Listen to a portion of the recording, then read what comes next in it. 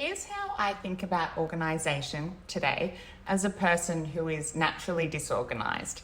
If you're like me, you're someone who really resists structure and organisation, that finds it hard to maintain it, but you also know that you need some constraints and you need some structure in your life to be the person you want to be. This is not a how to hustle, how to be more productive thing, how to get more shit done thing. This is about how I think about organisation to feel better and to show up in my life in the way I want to. I grew up in a household where my parents were extremely organised, very ambitious. My mother, naturally so. My father, I now believe he built very sophisticated organisational systems, perhaps to manage his own internal chaos. So I grew up with there being a strong moral attribution to being organised. Being organised was part of being a good person, not just being organised, but it was a characteristic of being a good person. I knew from a very young age that I was not organised. Many of you, if you have ADHD, I'm sure you're similar. I collected frameworks, heaps of books about how to be better with my time, to be more organised, how to be more productive. I've never been able to apply an entire framework. I've kind of cobbled together things and made my own, and it's not perfect. It's not a one and done process. And I have to keep reiterating it as my life changes and as I gather more evidence of what works for me. But there are a few things that form the foundation of how I think about organisation now. First, I want to provide a safe environment for my kids to be themselves and to screw up and that be okay. So what structures do I need to have in my life to make that happen?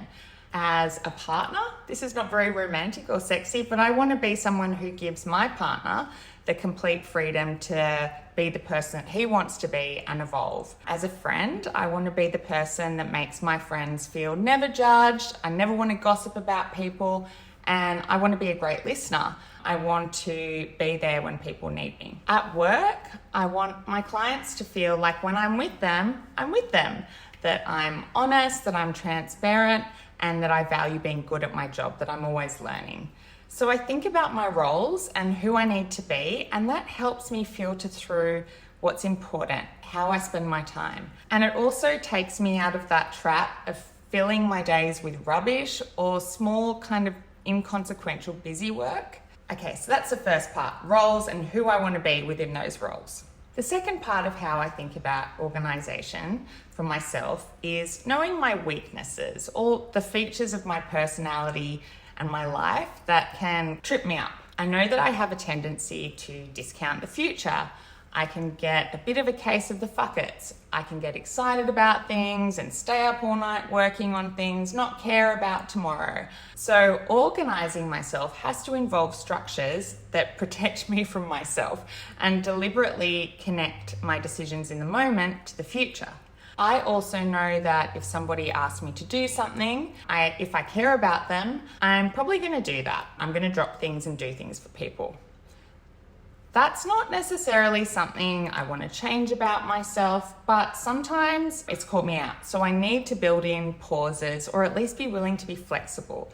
I have to acknowledge that doing things for people might have a cost and I have to weigh up the risk and benefit. And that comes back to the person I want to be. And I'm trying to get better about having more compassion for myself as well. I also know that I'm wildly optimistic about what is possible with my time, and so I have to take that into account. Sometimes I have a tantrum about the fact that I can't do everything I want to do.